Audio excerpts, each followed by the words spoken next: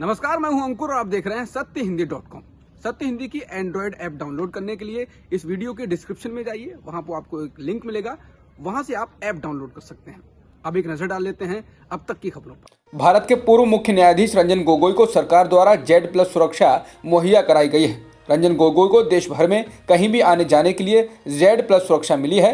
सरकार द्वारा CRPF को रंजन गोगोई को सुरक्षा मुहैया कराने के लिए कहा गया है। अयोध्या विवाद पर फैसला सुनाने से पहले भी तत्कालीन चीफ जस्टिस रंजन गोगोई को Z+ सुरक्षा दी गई थी।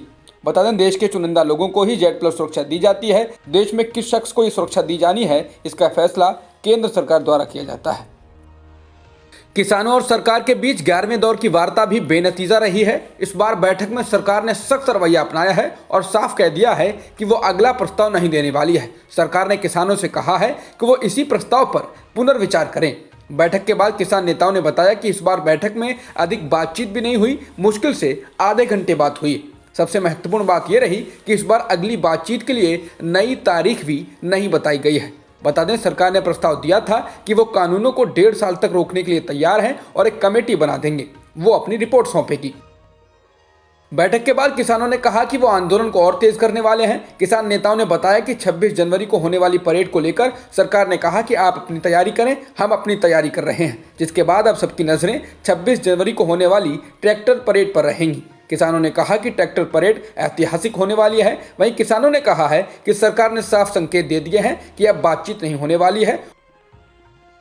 बैठक के बाद कृषि मंत्री नरेंद्र सिंह तोमर ने कहा कि कृषि कानून किसानों के हित में है। इसके साथ ही उन्होंने कहा कि भारत सरकार की कोशिश थी कि वो सही रास्ते पर विचार करें, जिसके लिए 11 दौर की वार्ता की गई, परंतु किसान यूनियन कानून वापसी पर अड़ी रही।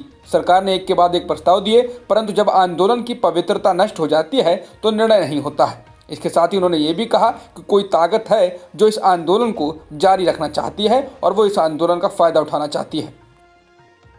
कांग्रेस अध्यक्ष के चयन को लेकर पार्टी नेताओं के तमाम सवालों के बीच शुक्रवार को कांग्रेस कार्य समिति यानी CWC की बैठक हुई।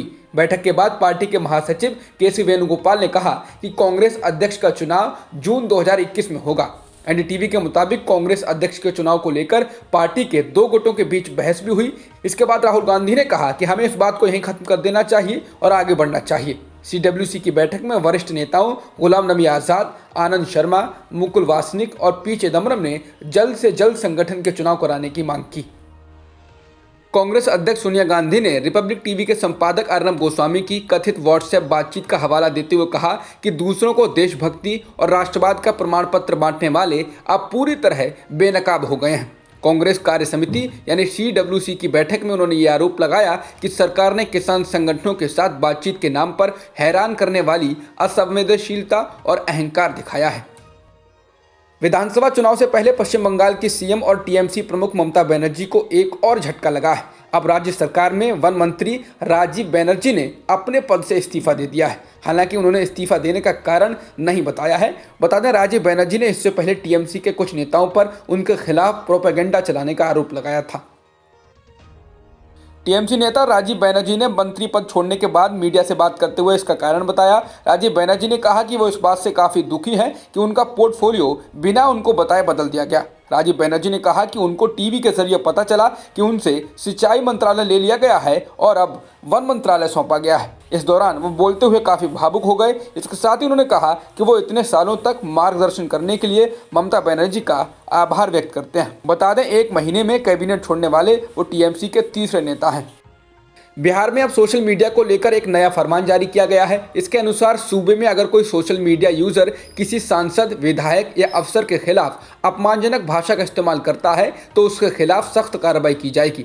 ये बातें बिहार पुलिस के आर्थिक अपराध इकाई के ADG के तरफ से जारी पत्र में कही गई हैं। पत्र में लिखा गया है कि ऐसे कई मामले देखे गए हैं कि सोशल मीडिया पर सरकार, मंत्री, सांसद, विधायक एवं सरकारी पदाधिकारियों के संबंध में अपमानजनक और भ्रामक भाषा का इस्तेमाल किया जाता है। यह कानूनी तौर पर जुर्म है और साइबर अपराध के अंतर्गत आता है। ऐसा कोई भी मामला सामने आता है तो आर्थिक अपराध इकाई बिहार पटना को इसकी सूचना दें ताकि दोषियों के खिलाफ प्रभावी कार्रवाई की जा सके।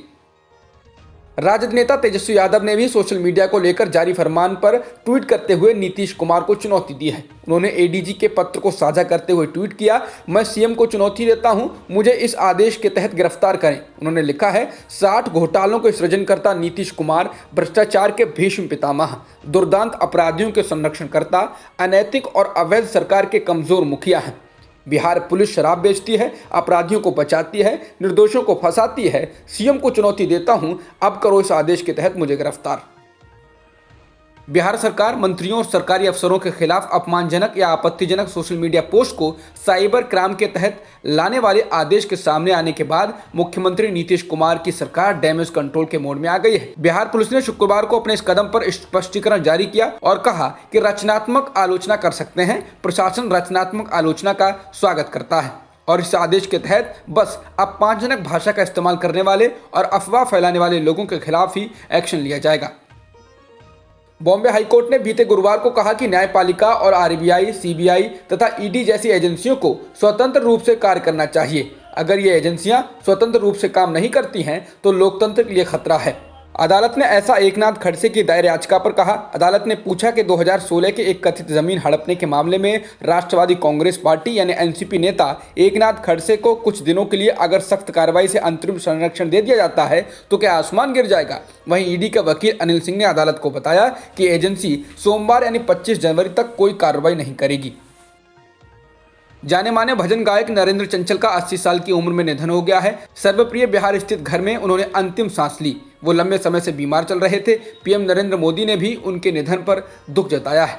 उन्होंने लिखा, लोकप्रिय भजन गायक नरेंद्र चंचल जी के निधन के समाचार से अत्यंत दुख हुआ है। उन्होंने भजन गायन की दुनिया में अपनी ओजपूर्ण आवाज़ से विशिष्ट पहचान बनाई। शोक की इस घड़ी में मेरी संवेदनाएं उनके परिजनों और प्रशंसकों के साथ हैं। ओम शांति। तमिलनाडु के स्वास्थ्य मंत्री डॉक्टर सी विजय भास्कर ने भारत बायोटेक की बनाई कोवैक्सीन कोरोना वैक्सीन लगवाई है। वैक्सीन लेने के बाद उन्होंने ट्वीट किया, मैं एक डॉक्टर और इंडियन मेडिकल एसोसिएशन के सदस्य के तौर पर स्वास्थ्य कर्मियों का भरोसा बढ़ाने के लिए वैक्सीन लगवा रहा हूं। मैं सभी से गुजारिश करता हूं कि कोविड-19 से बचने के लिए वो कोरोना की वैक्सीन लगवाएं। ईरान के सर्वोच्च नेता आयतुल्ला खामेनेई ने एक ट्वीट किया है जिसको लेकर काफ़ी विवाद हो गया है। उस ट्वीट में वो अमेरिका के पूर्व राष्ट्रपति डोनाल्ड ट्रंप से ईरानी सैन्य कमांडर जनरल कासिम की सुलेमानी के कत्ल का बदला लेने की बात कर रहे हैं। उन्होंने एक तस्वीर भी लगाई है जिसमें ट्रंप की शक्ल से मिलता जुलता एक व्यक्ति लड़ाकू विमान या ड्रोन के साए में गोल्फ खेल रहा है। ट्वीट में लिखा है, बदला लाजमी है। फारसी में लिखे इस ट्वीट में बदला शब्द लाल रंग से लिखा गया है। खामेनेई आगे लिखते हैं कि सुलेमानी के कातिल और जिसने उनके कत्ल का हुक्म दिया उसे कीमत चुकानी होगी। अब तक की खबरों में इतना ही। बाकी खबरों के लिए बने रहिए सत्यहिंदी.com के साथ। सत्य हिंदी का ऐप डाउनलोड करें गूगल प्ले स्टोर पर।